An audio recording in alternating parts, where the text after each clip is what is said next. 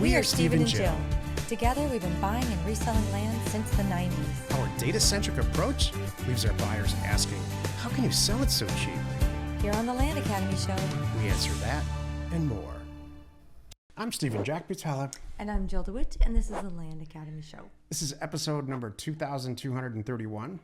Today, Jill and I are talking about why need drives real estate decisions, not want, and why it's predictable. And I have to say, this is not a universal concept. There are some people that buy things that they want and don't care what the right price is, but that's not our business model. Wait, this is kind of funny. Hold on a moment. Need, so like, it sounds like need, responsible. Want, not responsible, irresponsible. Is that kind of where you're going? Here's some things Maybe I need a watch. But I don't need that watch. Maybe I want a larger diamond ring. I don't need a larger diamond ring. I understand. We could go on a bit for this, so I'm not gonna. And we are. I'm not gonna say we're the worst here, but we're kind of in the middle. I'm gonna go with need and want. Healthy balance of needs and wants. I think we're in the middle. Healthy balance. Yeah, that's what I think. Some people would say, hell no, you guys are a wreck. Yes. You guys are a mess. Some people that may be our parents. Oh, gosh, yes. Some people that may be our children. You know, my mom told me, like, about what you really need. And one of the things, like, Mom, I need this. And, there's funny things you remember as a kid. Like, Mom, but it's free, and stuff like that. I always remember, just because it's on sale doesn't mean it's a good deal or you need it. I'm like, yeah, she's kind of right. I never had that materialistic drive. Like you weren't a girl and staring with fashion and all your friends looking great in school. Hello. High school's a fashion show.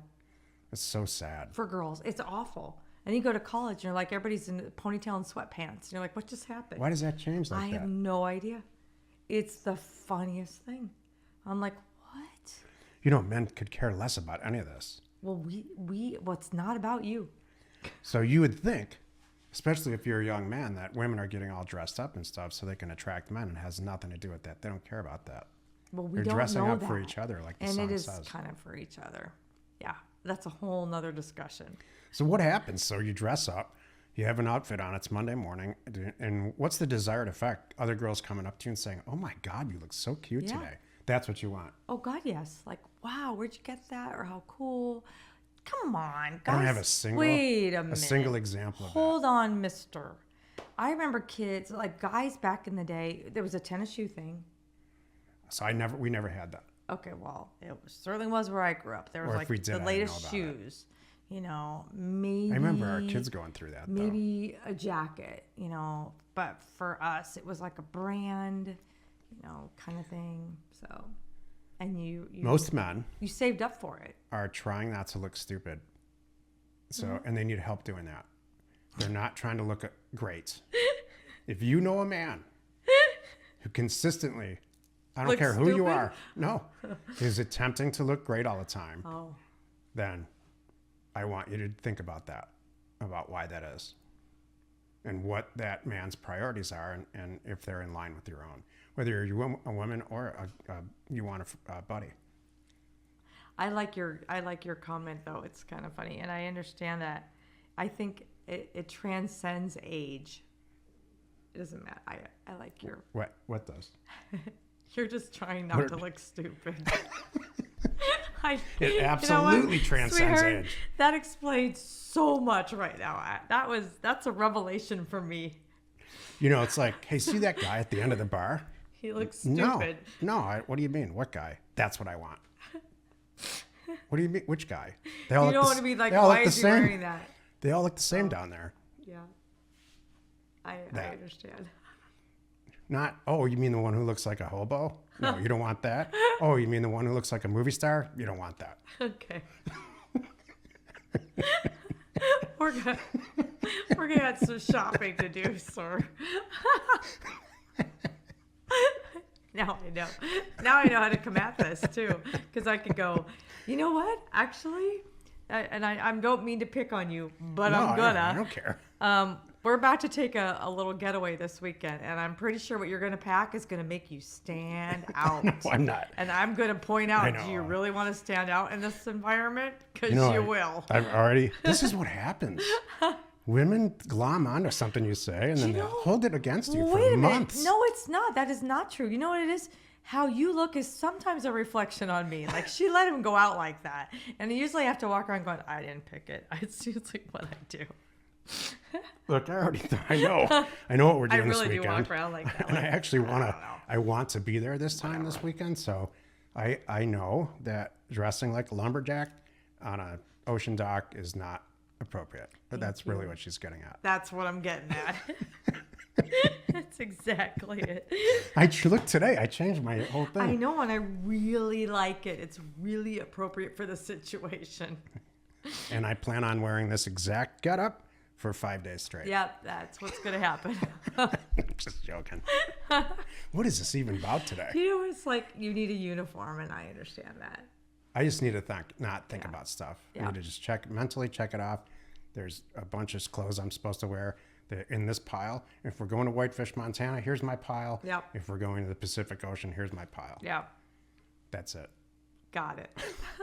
If you want to be involved in that, that's okay. You know what? I got to say, that's a little bit tripping into my space, which is I have an outfit for that. That sounds like the guy version. Yours is a pile. Mine's like, I got the right outfit. That's for it. A little too much. I don't know where that went. Exactly. What's the title today? Today is, why need drives real estate decisions, not wants. Oh, needs and wants and diamond why rings. it's predictable. Now I understand. So there we go. Each day on the show, we answer a question from our Land Academy member Discord forum and take a deep dive into land-related topics by your request. Okay. Lizette wrote, hey, everyone. I got a lead from another investor. What would be a typical finder's fee? So let's dig into this. This happens a lot when you get pretty successful at this in any capacity in real estate. You have properties. Jill's made a fortune for us doing this exact thing. You always have properties that you know are a good deal, but they're just not your acquisition criteria. Or maybe you sent a mailer out and somebody's responding to one of the letters that you sent and they say, hey, by the way, I've got these 14 other properties in this different state. Maybe we can put a deal together on all of them. And you don't like that state for whatever reason. It's just not part of your acquisition criteria. I'm going to go over here and try to find somebody who loves the state and who operates there regularly. And because maybe they're good deals, maybe they're not. So what do you do? How do you negotiate a deal that way? What do you do? I would do a 10% finder's fee. There's two ways. Upon acquisition, I want 10% of the value, or upon the sale, which means I'll take the risk with you, I want more, some percentage. It depends on, I'm upfront 10% finder's fee kind of person. I got 10 or 15 pieces of land, they're worth $100,000. Pay me $10,000, I'll turn the whole deal over to you. Good luck. That happens in our group all the time. In fact, for some people, that's their entire business model. Business mall, because Jill's talking about clothes and diamonds and stuff. I didn't bring up diamonds. I was talking about clothes. All right, let's get into today's topic. Why need drives decisions and not want, and why it's predictable. I am going to go back to our experience, and I'm going to really dig in on your experience. That's where the predictable part comes in. And it's not, the predictable part of it varies. Let me give you an example. When Jack first started doing this 30 years ago, all right, keep in mind, the whole time when he's in, just thinking outside the box, how can I reach more people? What do I do? If you've listened to us for a while, it started in a different tangent of this business, if you will, and it involved fax machines. Okay. No one was doing it back then. Nobody thought of sending out 150, 200, 500 faxes to buy a property. But guess what? It worked. And then it evolved to the direct mail and all the things that we're doing today. And the reason I say predictable is because he knew that if he sent out 150, somewhere between X and Y% would respond. So then he knew if I double that, I'm going to get double the response. If I cut it in half, I get half the response. So the same holds true today. There is going to be a response. Now, granted, the response that we're getting right now today in 2025 is not the same response Jack was getting 20 years ago in 2005 when he's sending out direct mail offers, which he was in 2005. So 20 years later, 2005, woo, it was probably like a 30% response from these sellers. Now it's more like 1 to 3%, right? 20 years later, it's just things have changed. But there's still a number you can count on. And we can still today say, all right, January, February, March, April, May, we're in June right now. First 5 months of the year, almost 6, what has been the number we send out an average of X amount of things, how many calls did that result in, how many properties did we buy? I can still loosely say that. I don't track much that way. It's really about money for us, but I can really go back and look at it and see the numbers. Yeah. And so I have a gauge. I can say, here's what 2025 is looking at, and I can go back and look at 2024 and 2023 because we've been doing it that long. We can keep going back if I really, really want to. And I know, but the point is right now today, Jack and I both know what is going to happen next month if we double it and what's going to happen next month if we cut it in half within reason. There's some seasonality that creeps in once in a while, but again, we've got the experience, so we know that. So that part is the predictable. Now, why need is now it's a separate topic. Do you want to talk about that? Sure. I'm going to go on. No, You like where I'm going? Okay. No, I should do it. Oh, go ahead. I've been in the real estate industry my entire professional life, and here's some of the sentences I've heard from people over the years, some of the sentences I've said. Oh, you're new in that. You're XYZ company's new acquisition guy. Yep, that's me. I need to buy 14 buildings this year, and they need to fit this criteria. Need, not want. Nobody walks around saying, I really want another office building. They don't say that. They say, I need to buy an office building that's performing just like the one that I have in Jackson Hole or something like that. It's always needs in there. How many properties do you need to successfully buy and sell every year to meet your personal success criteria? Need. It's good. Hey, seller, do you need to sell this property or do you want to? Oh, I want to. I want to sell it for $300,000. Or, hey, seller number 2, do you need or want to sell this property? I need to sell it. I'm moving back to Massachusetts. It's need and want, 2 very distinctive separate things. And your job is to define what you need, and then talk to your seller, define what they need. If they're the same thing, you're in business. Why is it predictable? Because of exactly what I just said, and sort of what Jill just said.